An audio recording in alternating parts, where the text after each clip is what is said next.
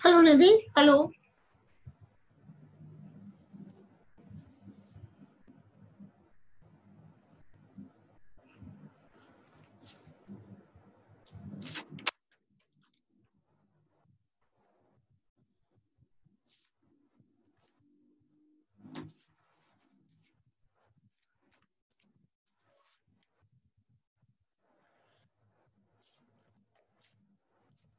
Hello, hello Nirmala, hello. हाँ Nirmala Chaudhary, hello. हाँ Nirmala Chaudhary, hello. Hello Nirmala.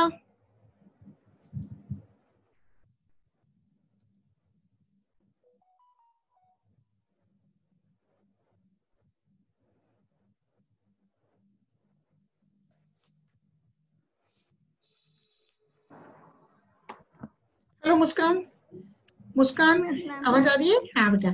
मुस्कान, अभी निर्मला भी आ गई है, मुस्कान आ गई है। अभी औरों को ज्वाइन होने दो बेटा, फिर स्टार्ट करते हैं। मुस्कान, निर्मला। हाँ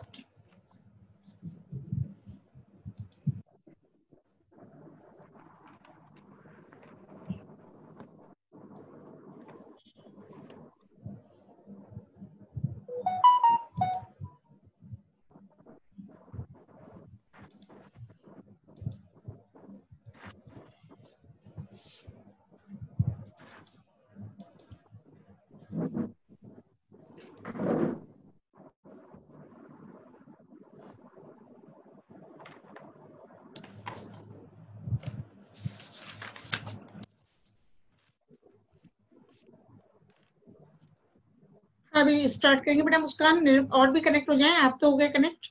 निर्मला चौधरी आई है, मुस्कान। ओके बेटा।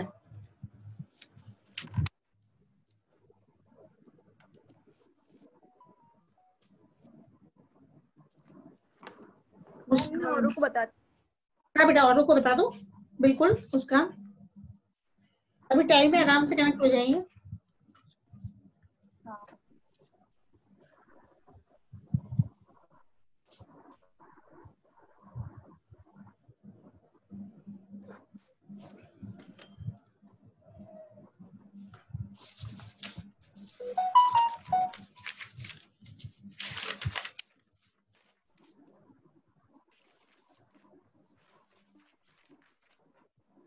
अभी निर्मला,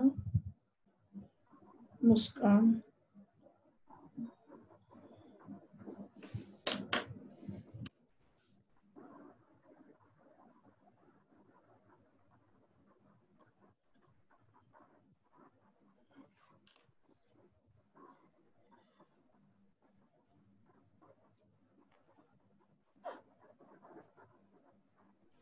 हेलो निर्मला, अनम्यूट करो बेटा, अनम्यूट।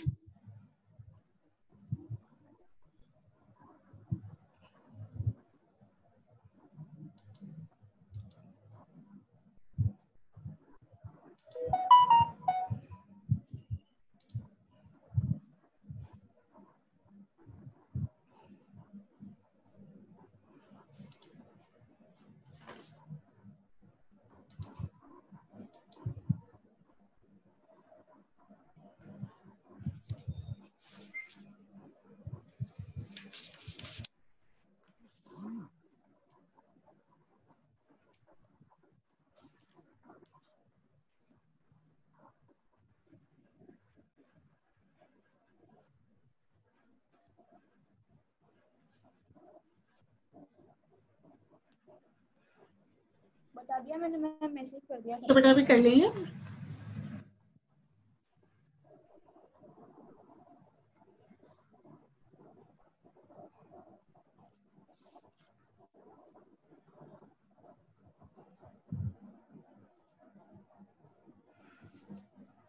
अनम्यूट कर। निर्मला कुछ बोलना चाह रही है।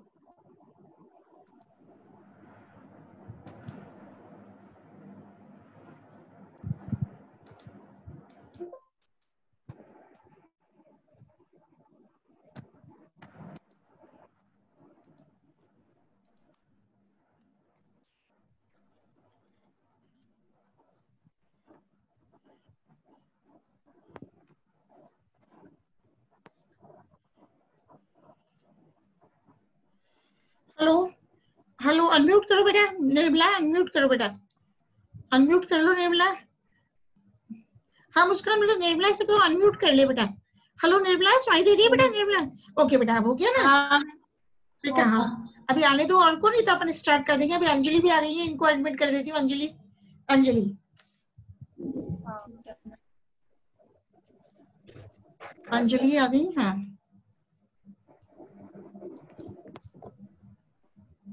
अंशु शर्मा, अंजलि और निकिता।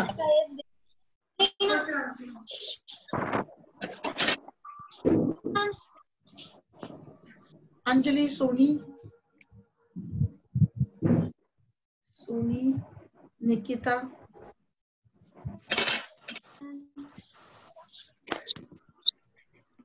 हेलो बेटा अंजलि, अंजलि, हाँ अंजलि आ गई। अंजलि, हाँ बेटा निकिता, निकिता, निकिता, हेलो बेटा निकिता।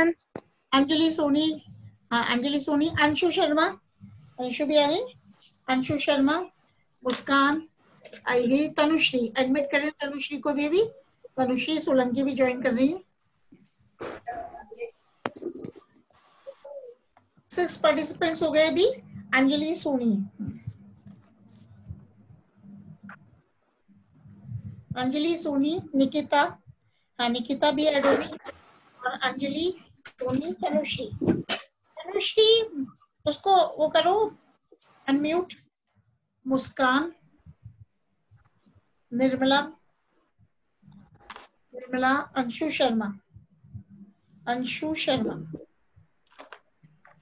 हाँ बेटा अंजलि, सोनी अनम्यूट करो प्लीज, अनम्यूट करो बेटा।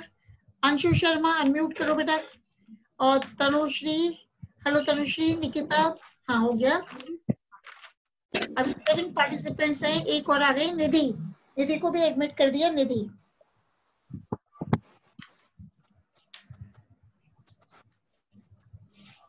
गुंजन कुमारी, इंदिरा चौधरी, गुंजन, इंदिरा,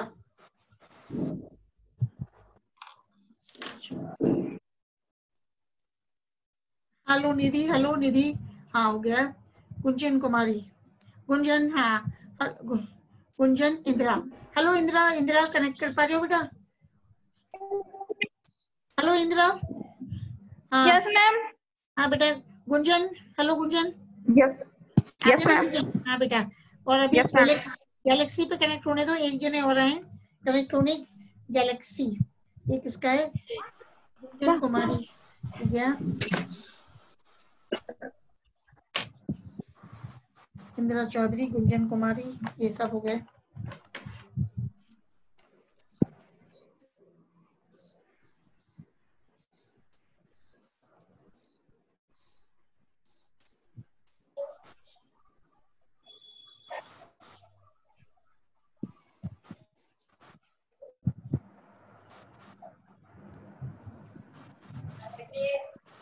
ज्यादा कैसे हो गए? 1, एक तो निर्मला चौधरी, निकिता और अंशु शर्मा। अंशु शर्मा अनम्यूट करो प्लीज, अनम्यूट, अनम्यूट। मुस्कान, ये हो गए। अंजलि, सोनी, तनुश्री, निधि, यस हाँ जी निधि हो गई। गुंजन कुमारी, तो 11, 10 दिखा रहे हैं। 10 तो हो गए, 10 आ गए आप लोग।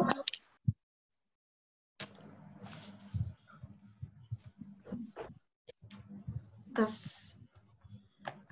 कांता भी आ रही है अभी, कांता जाट, कांता जाट, कांता जाट एडमिट, कांता,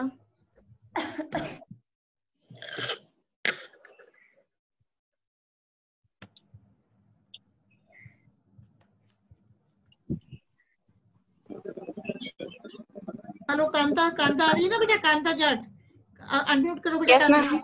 हाँ बेटा कांता भी हो गई। अभी और आने दो, आप लोग हो गए कितने? हो गए 10 हो गए। ठीक है, अभी और का देखते हैं, नहीं तो स्टार्ट करेंगे बेटा, है ना? अभी और भी ज्वाइन हो जाए अपने साथ, फिर करते हैं।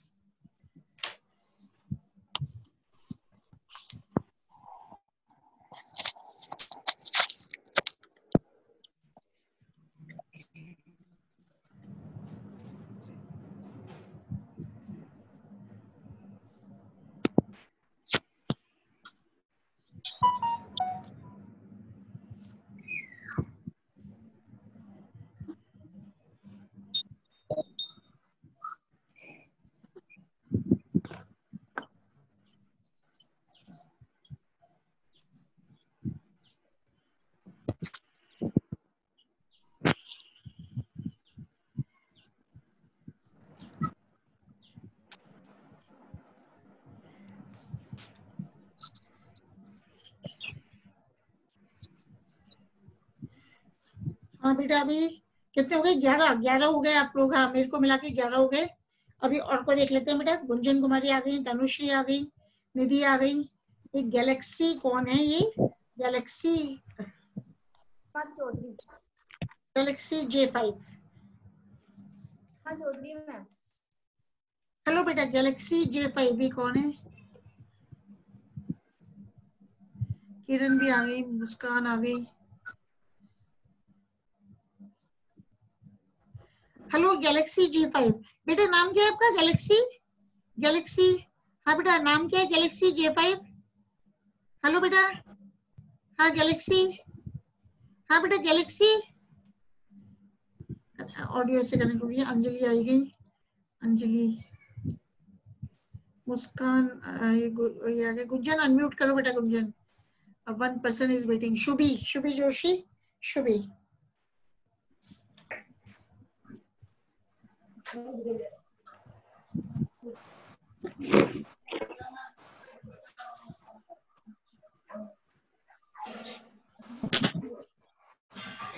हेलो शुभी आवाज सुनाई दे रही है? Shubhi can you hear me? हाँ शुभी। हाँ बेटा ठीक है बेटा। शुभी को भी आ गई। अंशु, निधि, इंदिरा और तनुश्री, निकिता, निर्मला चौधरी, गैलेक्सी। बेटा गैलेक्सी J5 अभी ऑडियो से कनेक्ट हो रही है। सीमा चौधरी, अच्छा बेटा मुस्कान, सीमा चौधरी, ठीक है। सीमा चौधरी कनेक्ट होने दो इनको। सीमा चौधरी 13 जने तो आ गए, मुझको मिला के 12 पार्टिसिपेंट्स आ गए। एक और वेट कर रहे हैं भी। सतीश चौधरी, ये इनके फादर है। सतीश चौधरी किनके फादर है बेटा? सतीश चौधरी किनके फादर है? सतीश चौधरी सर बेटा किनके फादर हैं? ये सतीश चौधरी हैं। ये कैसे, ये कौन आ गए? सतीश चौधरी, हेलो, ये सतीश चौधरी ने कैसे ज्वाइन कर लिया?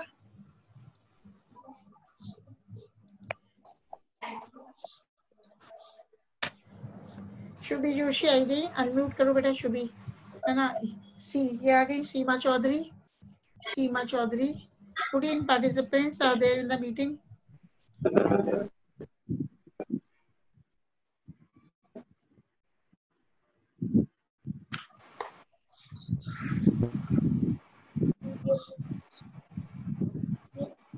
चलो स्टार्ट तो करते हैं अपन, ठीक है। अच्छा बेटा, कल अपन ने चाय के बारे में बात की थी। मतलब अपन ने किस बात की थी कि चाय की बॉटनिकल कैरेक्टरिस्टिक्स कैसी होती हैं। What are the botanical characteristics of the tea plant. आज अपन करेंगे कि चाय की वेराइटीज कौन कौन सी हैं।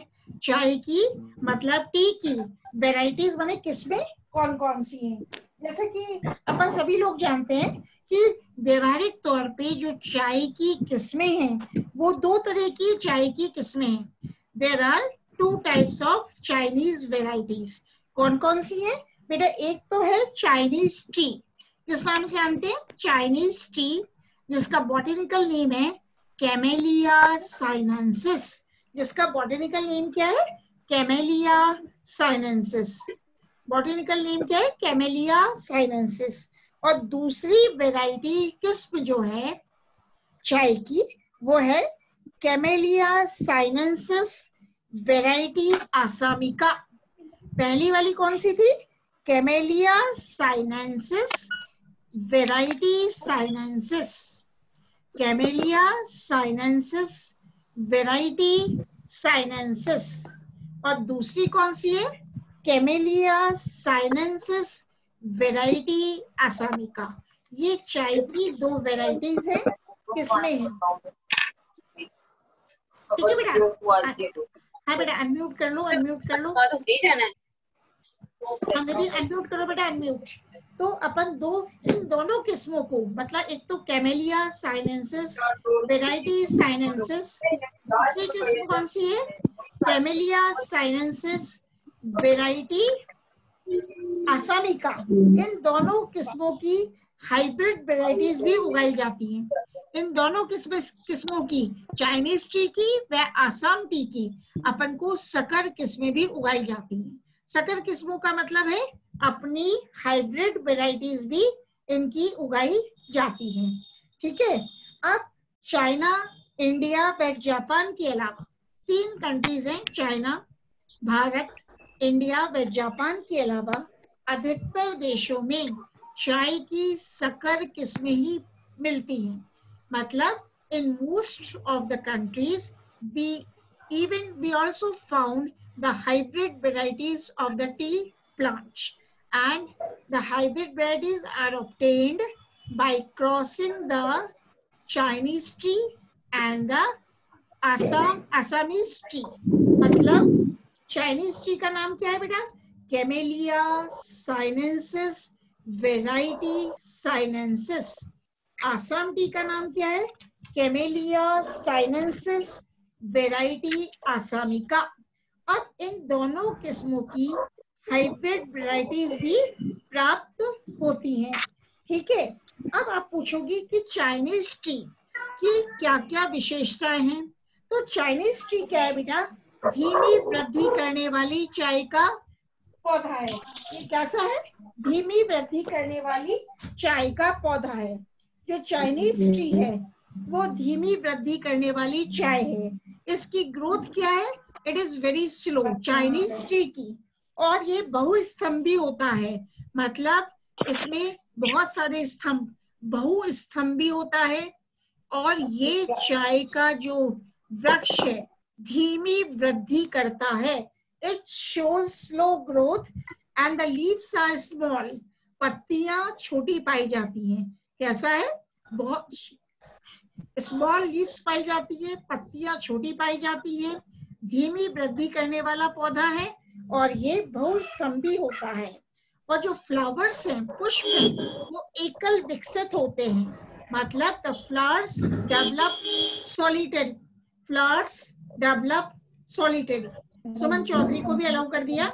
मतलब ये जो फ्लावर्स हैं, पुष्प हैं, वो एकल विकसित होते हैं।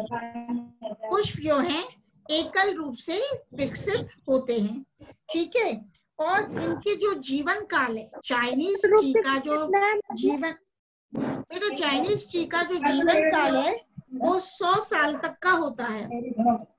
चाइनीज टी का जो जीवन काल है वो 100 साल तक का होता है तथा ये प्रतिरोधी होते हैं। बेटा आपस में बातें मत करो, आपस में बातें मत करो। अनम्यूट है ना, कर रही हूँ मैं। शुभी जोशी को भी अनम्यूट करो बेटा। हाँ, कांता जाट अनम्यूट करो बेटा। निधि अनम्यूट करो, निधि अनम्यूट करो। हाँ बेटा, ये क्या है? मैंने बताया कि इसकी जीवन काल कितना है? 100 वर्ष। पुष्प एकल रूप से विकसित होते हैं, इसका मीन्स क्या होता है? मतलब फ्लावर्स डेवलप इन सिंगली, एक तो समूह में विकसित होते हैं बेटा। समूह माने the flowers develop in clusters और इन ग्रुप, है ना। इसमें क्या है? द फ्लावर्स डेवलप सॉलिटरी, एकल विकसित होते हैं। They develop singly, they develop, आया बेटा, दे डेवलप सिंगली, एकल विकसित होते हैं, not in clusters. Flowers do not develop in clusters or in groups, they develop singly. पुष्प एकल विकसित होते हैं। और इसका जो जीवन काल है, इस चाइनीज टी का जो वाइबिलिटी है, जिसको अपन जीवन काल कहते हैं, 100 वर्षों तक होती है।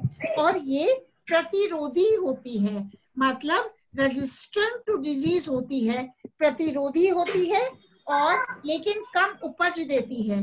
इसकी जो यील्ड है, क्षमता क्या है? उपज कम होती है, यील्ड कम होती है। तो ये तो हुई चाइनीज टी के बारे में। क्या बताया? शुरू से धीमी वृद्धि करती है, बहुस्तंभी होती है, और इसकी पत्तियां स्मॉल होती हैं, मतलब पत्तियां छोटी होती हैं, और पुष्प एकल विकसित होते हैं, और इसका जीवन काल 100 साल तक होता है। और ये चाइनीज टी प्रतिरोधी होती है। अब अपन करेंगे आसाम टी की बात, जिसका नाम क्या है? Camellia sinensis variety assamica. तो ये उसमें तो था, ये धीमी वृद्धि करने वाली चाय है। अब ये तेज वृद्धि करने वाली चाय होती है। The T plants grow very rapidly. These tea plants means the Assam tea plants show rapid growth. तेज वृद्धि करने वाली चाय है। कम प्रतिरोधी है। मतलब वो तो प्रतिरोधी ज्यादा थी, कौन सी? Chinese tea. It shows less resistance to disease, कम प्रतिरोधी है। इसकी पत्तियां बड़ी होती हैं, उसकी तो छोटी थी। मतलब एज लार्ज लीव्स। इस आसाम की पत्तियां कैसी हैं? लार्ज होती है। इन मतलब 15 से 30 सेंटीमीटर तक होती है। इन पत्तियां कैसी हैं? लार्ज हैं, 15 से 30 सेंटीमीटर है। और फ्लावर्स उसमें तो कैसे था, आपने पूछा था एकल विकसित। फ्लावर्स 2 से 4 समूह में विकसित होते हैं। फ्लावर्स या तो 2 लगेंगे, 3 फ्लावर्स लगेंगे या 4 फ्लावर्स लगेंगे। फ्लावर्स 2 से 4 के समूह में विकसित होते हैं। मतलब फ्लावर्स, हाँ मोनिका भी आ गई, भी मोनिका को एडमिट कर दिया। मोनिका flowers develop in groups of 2 to 4। हाँ बेटा, सुमन चौधरी की प्रेजेंट लगा दो। सुमन चौधरी की लगा दी बेटा। पिंकी चौधरी भी आ गई है, पिंकी की भी लगा दी। पिंकी चौधरी की भी आ गई और सुमन चौधरी की लग गई। पिंकी चौधरी, ठीक है बेटा। अब flowers develop in groups of 2 to 4। वहां पे तो एकल विकसित में एक ही पुष्प लगेगा, यहाँ पे फ्लावर्स 2 से 4 के समूह में विकसित होते हैं। पुष्प 2 से 4 के समूह में विकसित होते हैं, ठीक है। इनका जीवन काल 40 साल तक होता है। जो viability is up to 40 years. मोनिका की भी लगा दी। इनका जो जीवन क्षमता है वो 40 साल तक होती है, ठीक है। पिंकी चौधरी की भी लगा दी। और ये अधिक उपज देती है, इसकी जो यील्ड है, उपज देती है, ज्यादा देती है। तो क्या बताया बेटा कि ये कम प्रतिरोधी वाली चाय है, कौन सी? आसाम टी। और इसमें जो फ्लावर्स हैं वो 2 से 4 के समूह में विकसित होते हैं। मतलब the flowers develop in groups of 2 to 4 and ये कम प्रतिरोधी वाली है। इसकी पत्तियां बड़ी होती हैं, लार्ज लीव्स है, तेजी से वृद्धि करने वाली चाय है। The T plants grow very rapidly. और पूछो बेटा किसी को, अगर कोई दिक्कत है तो पूछ लो अभी। लास्ट वन में सुमन बेटा अनम्यूट कर लो बेटा, सुमन। हाँ, अब मैं बात करेंगे क्लाइमेट एंड सॉइल। मोटर चला दो। कौन सी जलवायु तथा मृदा में चाय उगाई जाती है? मतलब क्लाइमेट एंड सॉइल। तो जो चाय है वह उष्ण व नम जलवायु का पादप है। जो चाय है वो किसमें उगती है? उष्ण व नम जलवायु का पादप है। मतलब मॉइस्ट एंड ह्यूमिड क्लाइमेट चाहिए होता है इसे। जो ऊंचाई वाली हिली एरियाज में, पहाड़ी क्षेत्रों में 8000 फुट तक उगाई जा सकती है। मतलब चाय पहाड़ी क्षेत्रों में, हिली एरियाज में 8000 फुट तक आसानी से उगाई जा सकती है। और चाय की वृद्धि के लिए अच्छी वर्षा होनी चाहिए। मतलब इसमें it requires high rainfall for the growth of the T. High rainfall is necessary. मतलब वर्षा वाली चाय उपयुक्त होनी चाहिए। मतलब अत्यधिक उच्च व निम्न तापमान की अनुपस्थिति वाले क्षेत्रों में अच्छी वृद्धि होती है। इसके लिए कितना टेम्परेचर चाहिए अपन को? 20 से 32 डिग्री सेंटीग्रेड। मतलब the tea plant grows best when the temperature ranges from 20 to 32 degrees centigrade। मतलब इसके लिए 20 से 32 डिग्री सेंटीग्रेड तापमान उपयुक्त रहता है। और एनुअल एवरेज रेनफॉल मतलब 150 से 350 सेंटीमीटर उपयुक्त होते हैं। मतलब the annual average rainfall ranging from 15 to 350 centimeter is the most suitable। मतलब बेटा आप याद रखो कि चाय क्या है? उष्ण व नम जलवायु का पादप है। इसके लिए जो तापमान है, टेम्परेचर है, वो कैसा उपयुक्त रहता है? 20 से 32 डिग्री सेंटीग्रेड। मतलब 20 से 32 डिग्री सेंटीग्रेड तापमान उपयुक्त रहता है और इसकी एवरेज एनुअल रेनफॉल, इसको एवरेज एनुअल रेनफॉल कितनी चाहिए होती है? 150 से 350 सेंटीमीटर उपयुक्त रहती है। 150 से 350 सेंटीमीटर उपयुक्त रहती है। कौन सी? Average annual rainfall. अब चाय विभिन्न प्रकार की मृदा में उगाई जा सकती है।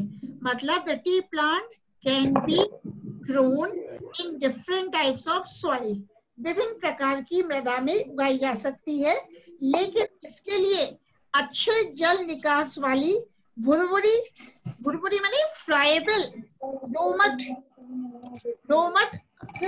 उपयुक्त रहती है। मतलब चाय के लिए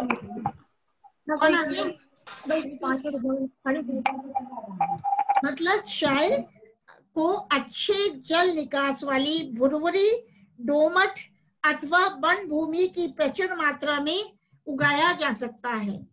T plant can B grown in the friable soil which requires a lot of humus. मतलब चाय को अच्छे जल निकास वाली भुरभुरी, दोमट अथवा वन भूमि की प्रचुर मात्रा में उगाया जा सकता है। मतलब इसके लिए हल्की अम्लीय भूमि होनी चाहिए। मतलब अम्लीय भूमि का मतलब है जिसकी पीएच कितनी हो बेटा? 4 से 6। इसके लिए अम्लीय भूमि उपयुक्त रहती है। अम्लीय भूमि उपयुक्त रहती है जिसका पीएच कितना होना चाहिए? 4 से 6, और जिसमें लौह तत्व होने चाहिए, मतलब आयरन, मैग्नीशियम उपस्थित हो। मतलब अम्लीय मृदा में चाय को उगाया जाता है जिसमें कि लौह तत्व उपस्थित होते हैं, आयरन व मैग्नीशियम अच्छी क्वांटिटी में हो तो चाय की वृद्धि होती है। आए बेटा? मतलब अम्लीय मृदा इसके लिए उपयुक्त रहती है चाय की ग्रोथ के लिए, और जिस अम्लीय मृदा का पीएच कितना होना चाहिए? 4 से 6 पीएच होना चाहिए, और इसमें इस अम्लीय मृदा में आयरन उपस्थित होना चाहिए व मैग्नीशियम प्रेजेंट होना चाहिए, तो चाय की प्लांट की वृद्धि अच्छी होती है। अब अपन चाय की कल्टीवेशन के बारे में बात करेंगे, खेती के बारे में बात करते हैं। तो आप सभी लोग जानते हो कि tea plant can be sown by means of the seeds. चाय को बीज के द्वारा बोया जा सकता है, लेकिन चाय को अपन लेयरिंग के द्वारा व ग्राफ्टिंग के द्वारा भी बोया जा सकता है। मतलब उच्च उपज वाली चाय की किस्मों को कटिंग व लेयरिंग के द्वारा भी बोया जा सकता है। चाय को सबसे पहले आप जानते हो सीड्स के द्वारा बोया जा सकता है, लेकिन जो चाय अच्छी उपज वाली है उनको कलम रोपण व दाब लगाकर भी बोया जा सकता है। दाब लगाना मतलब लेयरिंग। मतलब the T plants can be grown even by using cutting and layering. Even by using cutting and layering, the tea plants can be grown even by using cutting and layering. मतलब इसको कलम रोपण व दाब लगाकर भी बोया जा सकता है। अब अपन इसके बाद सबसे पहले क्या करते हैं बेटा? जब चाय की खेती करते हैं तो अपन खेत को तैयार करते हैं। आप सभी लोग जानते हो तो फर्स्ट स्टेप क्या आएगा? प्रिपरेशन ऑफ द फील्ड्स, खेत को तैयार करना। वो कैसे करेंगे? मतलब खेत को तैयार करने के लिए, टी गार्डन्स को तैयार करने के लिए जो फॉरेस्ट, उनकी ह्यूमस युक्त मृदा उपयुक्त रहती है। उन फॉरेस्ट में टी को उगाया जाना चाहिए जिसमें कि अत्यधिक मात्रा में ह्यूमस हो। तो चाय गार्डन्स तैयार करने के लिए फॉरेस्ट में अच्छा ह्यूमस होना चाहिए, और सबसे पहले भूमि की जुताई करते हैं। जुताई कर मतलब we plough the fields. First of all the land और द फील्ड इज प्लॉड। मतलब भूमि की अपन जुताई करते हैं, जिससे कि जब भूमि की जुताई करते हैं, खेत को जब प्लॉ करते हैं, तो पुराने वृक्षों की जो जड़ें हैं निकल जाएगी, इजीली निकल जाएगी। तो सबसे पहले क्या हुआ, प्रिपरेशन ऑफ द फील्ड्स कैसे करेंगे, भूमि की जुताई करते हैं, प्लो करते हैं, जिससे पुराने वृक्षों की रूट्स को निकाल दिया जाता है। और हिली एरियाज में, जो पहाड़ी क्षेत्र हैं, हिली एरियाज में क्या करते हैं, ढलानों के को परिरेखाओं में परिवर्तित कर दिया जाता है। जो भी ढलान है, कहाँ पे, पहाड़ी क्षेत्रों में, वहां पे ढलानों को किसमें परिवर्तित कर देते हैं, अपन कॉन्टूर्स में, परिरेखाओं में परिवर्तित कर देते हैं। तो सबसे पहले तो आया अपना प्रिपरेशन ऑफ द फील्ड्स, दूसरा आया रेजिंग ऑफ सीडलिंग्स, पौध तैयार करना। तो अपन ने खेत को अच्छी तरह जुताई कर ली, उसमें से पुराने वृक्षों की रूट्स को निकाल दिया, तो अपन पौध तैयार करेंगे, मतलब रेजिंग ऑफ द सीडलिंग्स। इसमें क्या करते हैं, हेल्दी सीड्स को, जो भी स्वच्छ या हेल्दी सीड्स हैं, उनको छायादार क्यारियों में उगाते हैं, मतलब the seeds are grown in rows, छायादार शेडी क्यारियों में उगाते हैं, और सीड्स को एकत्रित करके तुरंत ही उगा देते हैं। मतलब जो हेल्दी सीड्स हैं उनको अपन एकत्रित करके क्यारियों में उगा देते हैं, क्योंकि इनकी जीवन क्षमता अल्पकालिक होती है।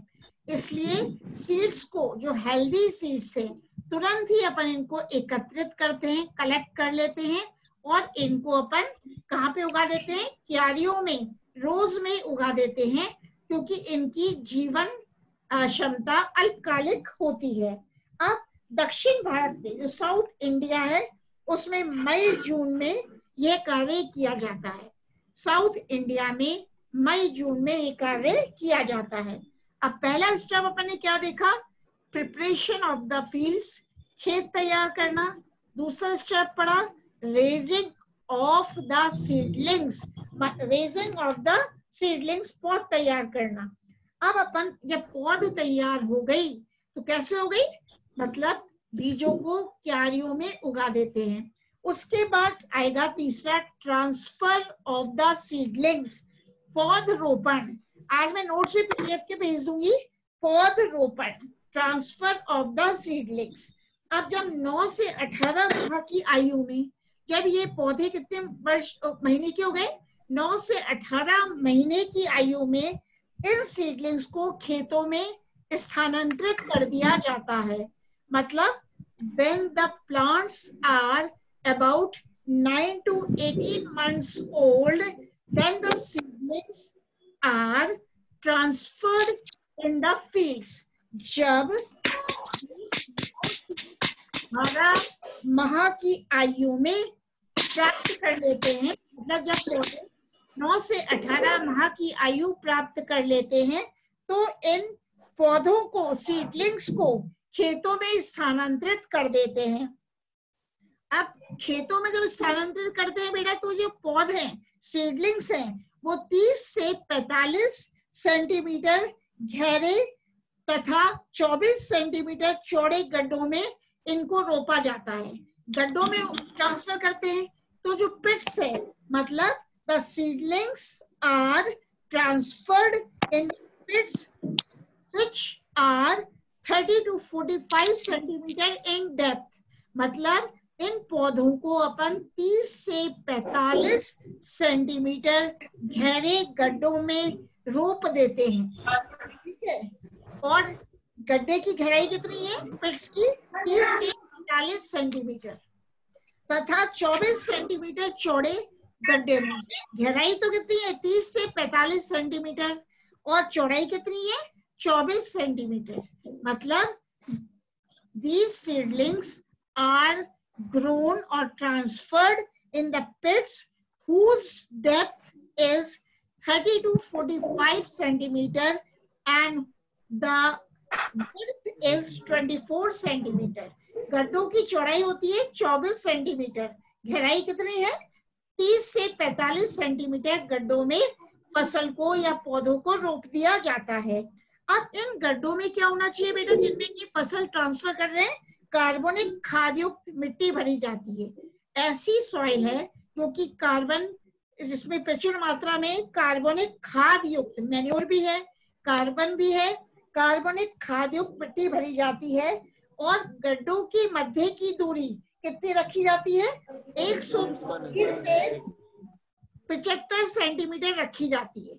जो गड्ढों के बीच की दूरी है वो कितनी होनी चाहिए? 120 से लेकर 75 सेंटीमीटर रखी जाती है। तो इस तरह अपना एक स्टेप आ गया पौध रोपण का। अब जब पौध को अपन ने रोपण कर दिया, ट्रांसफर सीडलिंग्स किसमें कर दिए? गड्ढों में, इसमें की कार्बनिक खाद युक्त मिट्टी भरी जाती है। अब अपना काम आया कटाई व छटाई का। फोर्थ स्टेप क्या है? प्रूनिंग। पहला क्या बताया था? पहला प्रिपरेशन ऑफ द सीड्स, मतलब तैयार करना। पहला एक तैयार करना हो गया। दूसरा क्या आया? पौध तैयार करना, रेजिंग ऑफ द सीडलिंग्स। तीसरा क्या पढ़ा अभी? Transfer of the seedlings, transfer of the seedlings, पौध रोपण। तीसरा पढ़ा ट्रांसफर ऑफ द सीडलिंग्स, पौध रोपण। अब चौथा लेंगे अपन प्रूनिंग, कटाई छटाई। प्रूनिंग लेंगे अपन कटाई और छटाई, है ना बेटा? अंजलि अभी बेटा अनम्यूट कर लो, और इंदु बेटा आप भी, इंद्रा आप भी अनम्यूट करो, और ये पिंकी चौधरी बेटा आप भी अनम्यूट कर लो, दीदी आप भी अनम्यूट कर लो बेटा, जोशी आप भी अनम्यूट करो बेटा, कांता जाट। हाँ, अब अपन बात करेंगे प्रूनिंग की, कटाई छटाई की। प्रूनिंग का मतलब होता है जो भी वीड्स हैं, खरपतवार हैं, उनको नियंत्रण करना। जब फसल तो हो गई, लेकिन खरपतवार का नियंत्रण भी आवश्यक है। It is necessary to control the weeds. जो खरपतवार को क्या बोलेंगे? वीड्स। जो हाथों द्वारा खरपतवार को कैसे नियंत्रित कर सकते हैं? हाथ के द्वारा, और बाय सम यूजिंग सम केमिकल्स, कुछ रसायनों के छिड़काव के द्वारा भी खरपतवार को नियंत्रित कर सकते हैं। मतलब the weeds can be controlled by the spraying of the chemicals और by means of automatically by hand. मतलब खरपतवार को वीड्स को नियंत्रित करने की आवश्यक है। और इन वीड्स को नियंत्रित कैसे करते हैं अपन? या तो हाथों द्वारा या रसायनों के छिड़काव केमिकल के छिड़काव के द्वारा। ठीक है। अब प्लांट ग्रोथ के लिए अच्छी सी पैदावार हो, अच्छी सी चाय की वृद्धि हो, तो इसके लिए क्या करते हैं अपन? 120 से 300 किलोग्राम पर हेक्टेयर नाइट्रोजन का छिड़काव करते हैं। 120 से लेकर 300 किलोग्राम पर हेक्टेयर नाइट्रोजन का छिड़काव करते हैं, जिससे कि चाय की उपज अच्छी होती है। अब जब चाय के 9 से 18 महीने के थे, कितने थे? 9 से 18 माह के, मंथ्स के। लेकिन जब ये प्लांट्स 2 से 3 वर्ष की आयु प्राप्त कर लेते हैं, हाँ, तो इनकी कटाई छटाई की जाती है। मतलब the tea plants are pruned when they attain the age of 2 or 3 years। मतलब ये प्लांट्स 2 से 3 वर्ष की आयु प्राप्त कर लेते हैं, इनकी प्रूनिंग की जाती है, कटाई छटाई की जाती है, तथा प्लांट्स को, पौधों को झाड़ीनुमा रखा जाता है। मतलब इनकी हाइट कितनी होनी चाहिए? 40 से 50 सेंटीमीटर। पौधों को झाड़ीनुमा रखा जाता है, मतलब इनकी हाइट होनी चाहिए 40 सेंटीमीटर से 50 सेंटीमीटर।